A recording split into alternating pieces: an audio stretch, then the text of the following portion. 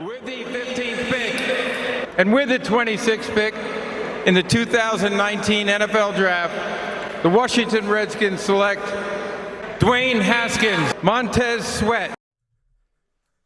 Welcome, all my fellow Redskin brethren and sister.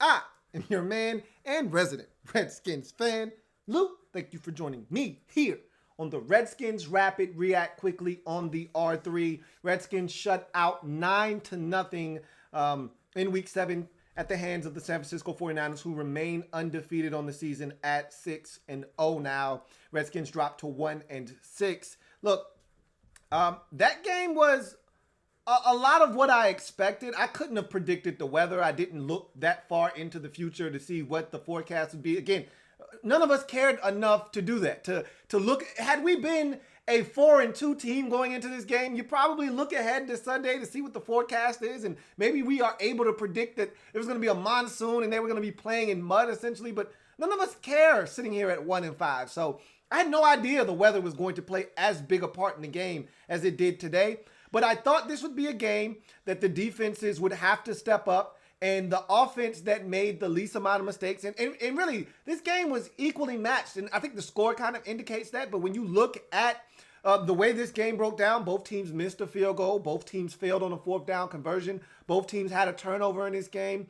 And both teams really didn't want to throw the football, especially in the first half of this game. The first half flew by. I mean, at one point, I thought this game was going to end at 3:15. I mean, we were in that kind of territory early on in this game, and in the second half, it kind of slowed down a bit, had some injuries. The ball was in the air a little bit. 49ers decided to open up it a little bit. Redskins refused to do so in this game. Case Keenum only 12 passing attempts. And for those of you out there that asked for this, you got it. You wanted to run the football. Smash mouth football. This is what you wanted.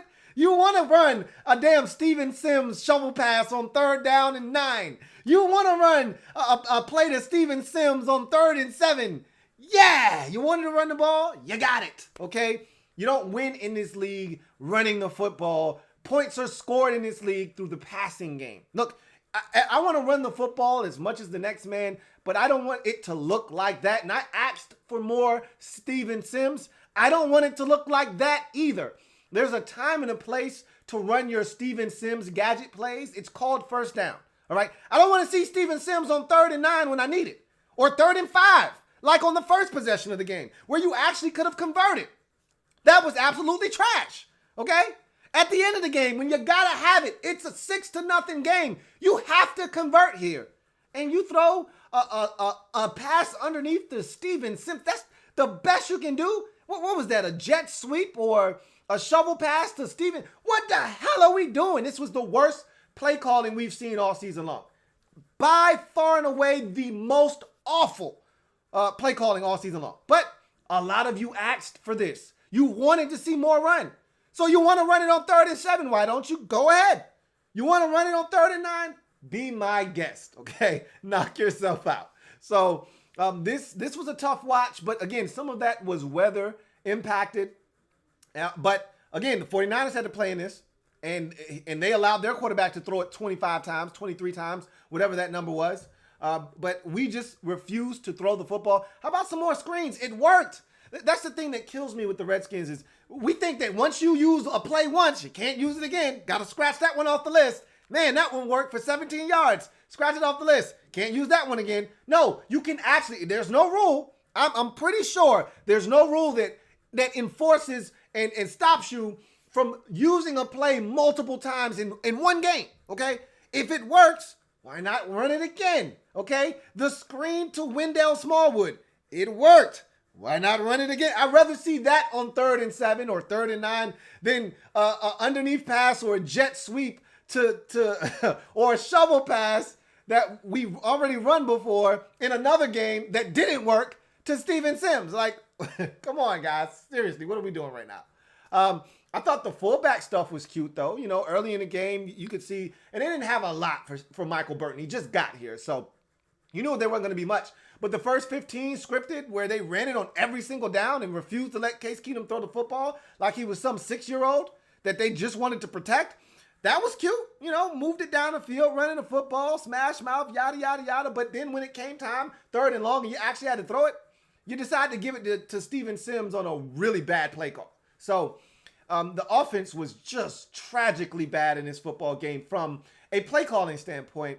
Again, weather impacted, but look, if not for the weather, the 49ers probably scored 27 points today. Okay, let's be honest with ourselves.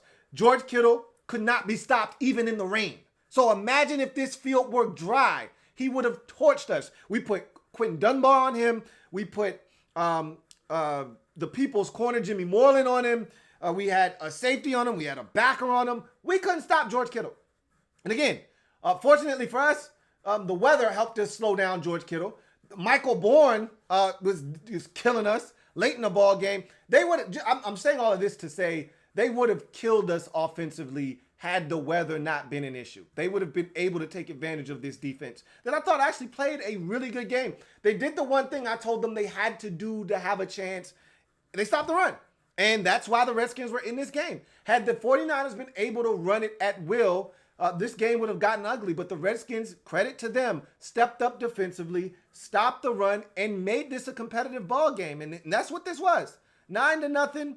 Redskins had their opportunities. The fumble by Adrian Peterson was an absolute backbreaker. Any chance, any hopes of winning this game probably went out the window there. You also look at, I talked about how poor the play calling was. Is it just me, or are the Redskins allergic to quarterback sneaks? I mean, the 49ers ran one for a first down in this game. Why can't we seem to just go quarterback sneak? I mean, literally it was 6 inches. We turn around and hand it to Adrian Peterson, who loses a whole yard and a half. Why?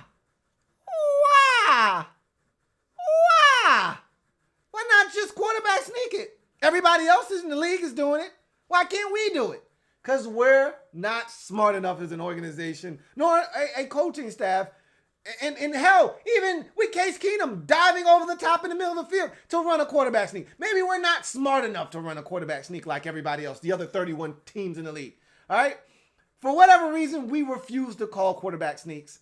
And our offensive line, as I've told you many a times, is a finesse offensive line. We're not made to smash mouth teams to death. And on 3rd or 4th and 1, when the other team knows it's coming, they're going to stop the run. Why? Because our offensive line is not built to move guys against their will and create a new line of scrimmage. I've told you that since last year, okay? And I'm reiterating it again. That's not who we are as a football team. Our identity is not to punch the other team in the mouth. Even though that's what Bill Callahan wants to be as a team, and that's what he's trying to instill as a coach, you cannot change the identity of this team 6 weeks in, okay? When he got here last week as the head coach, making his debut as Redskins interim head coach, he wanted to try to change the identity. Good luck with that. You can't change a zebra's stripes. That's who we are. We are a passing football team, all right? And the fact that Terry McLaurin only had 2 targets in this game is actually vomit-worthy. It's cringe-worthy.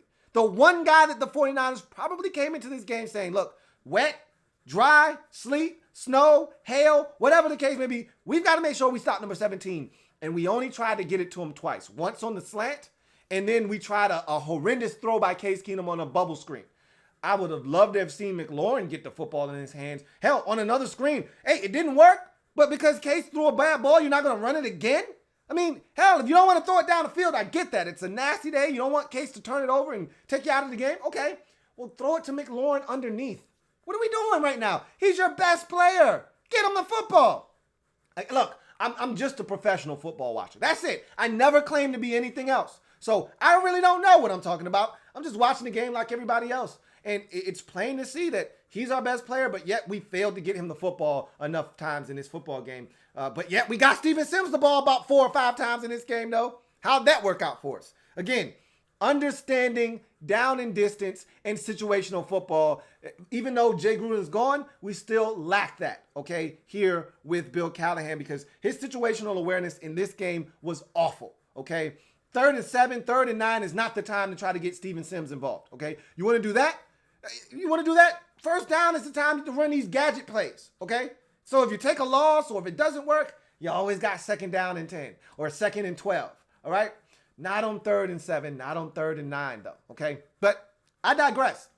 I thought the defense was really good. Matt Ioannidis was a standout in this game. Landon Collins was solid, although he had an opportunity to make a game-changing play on a pick right before half. Missed that opportunity.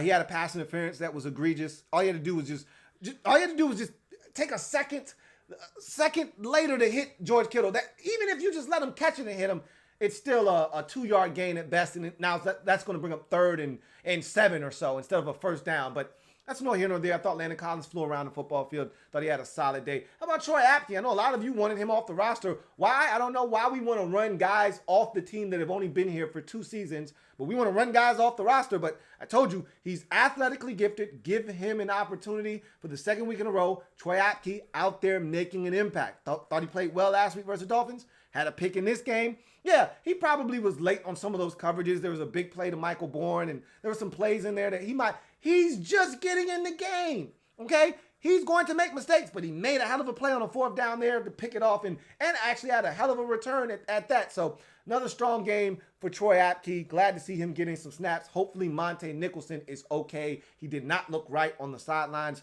Hopefully that is not a serious injury there because we're already thin with DeShazer Everett being out at the safety position, as we all know.